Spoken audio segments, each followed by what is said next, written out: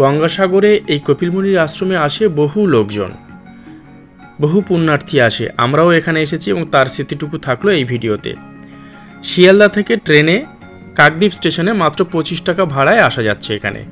তারপর স্টেশনে নেমে কাকদ্বীপ স্টেশনের একেবারে পাশে থাকা টোটো স্ট্যান্ডে টোটো নিয়ে 15 টাকা ভাড়াতে প্রতিজনের ভাড়া এসে পৌঁছাতে হচ্ছে লট নম্বর 8 বা 8 নম্বর ঘাটে। নামার পর একটু হেঁটে এগিয়ে গেলেই আমরা পাবো লট 8-এর টিকিট কাউন্টার। এখানে সবাই দাঁড়িয়ে রয়েছে টিকিট কেটে একটা স্লটে যেতে হয়। এই ফেরিঘাটের কাউন্টার থেকে আপনাকে টিকিট কাটতে হচ্ছে 9 টাকা প্রতিজন। এই লঞ্চ যাত্রায় আপনাদের সহযাত্রী হয় এই পাখিরা। বেশ মজাদার, বিশেষ করে শীতের দিনগুলিতে এদের প্রচুর সংখ্যায় দেখা যায়।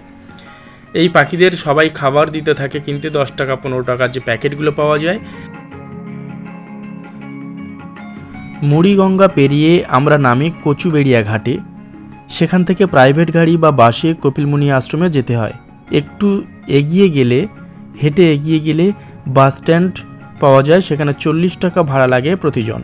প্রাইভেট গাড়িতে গেলে 1000 থেকে 1200 টাকা লেগে যাবে সেই ভাড়া, তবে 8 থেকে 10 জন যেতে পারে। আশ্রমের কাছে পৌঁছে থাকার ভালো জায়গা বলতে ভারত সেবাশ্রম সংঘ। এই ভারত সেবাশ্রমে থাকতে গেলে রুম ভাড়া লাগবে 400 টাকা প্রতি রুম। অবশ্যই আধার কার্ড সঙ্গে নিতে হবে। ভারত সেবাশ্রমের এই থাকার জায়গাটা সবচেয়ে ভালো গঙ্গাসাগরে। গঙ্গাসাগরে রুম পেয়ে যাওয়ার পর সেখানে লাগেজপত্র রেখে কপিলমুনি আশ্রমের উদ্দেশ্যে রওনা হতে পারেন। আমরাও তাই করেছি। এখানে সোজা হেঁটে চলেছি আমরা। অনেকটাই হেঁটে যেতে হয় গিয়ে কপিলমুনি আশ্রম। অনেকটাই বলতে প্রায় হাফ কিলোমিটার হেঁটে যেতে হবে আপনাকে। এবং কপিলমুনি আশ্রমে গিয়ে সেখানে স্নান ধ্যান করতে পারেন গঙ্গাসাগরে। তারপরে মন্দিরে চলে আসতে পারেন। মন্দিরে এসে পূজা পাঠের ব্যবস্থা রয়েছে। তবে পৌষ সংক্রান্তি বা অন্যান্য ভালো দিনগুলোতে যদি আপনি যান সেখানে প্রচুর ভিড় থাকে। আমরা যেদিনে এসেছিলাম সেদিনে বর্ষার সময় এবং সে কারণে এখানে ভিড় ততটা ছিল না। আমরা একেবারে সামনে থেকে পুজো পাঠ করতে পেরেছি।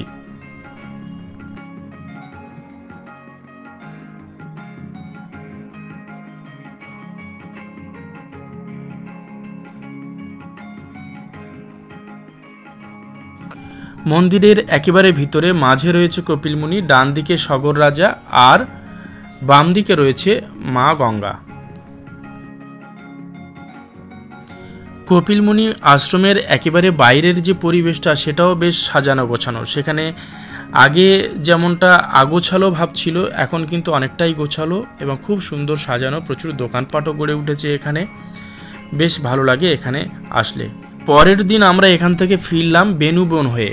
বেনুবন থেকে নামখানা লঞ্চে ভাড়া লাগে 40 টাকা প্রতিজন। তবে এই দিক দিয়ে ফিরলে এই নামখানা যে আসার পথে বড়তলা নদীতে যে সারি সারি যে জাহাজ দাঁড়িয়ে থাকে সেগুলো দেখা যায়। ছোট থেকে শুরু করে বড় সব ধরনের জাহাজ এই নদীতে রয়েছে। তবে এখানে বেশিরভাগ জাহাজগুলো বাংলাদেশি জাহাজ দেখেছি, যে জাহাজগুলো এখানে ভারত থেকে পণ্য নিয়ে বাংলাদেশের উদ্দেশ্যে রওনা হয়। শেষে আমরা লঞ্চ থেকে নেমে নামখানা স্টেশন হয়ে বাড়ি ফিরলাম।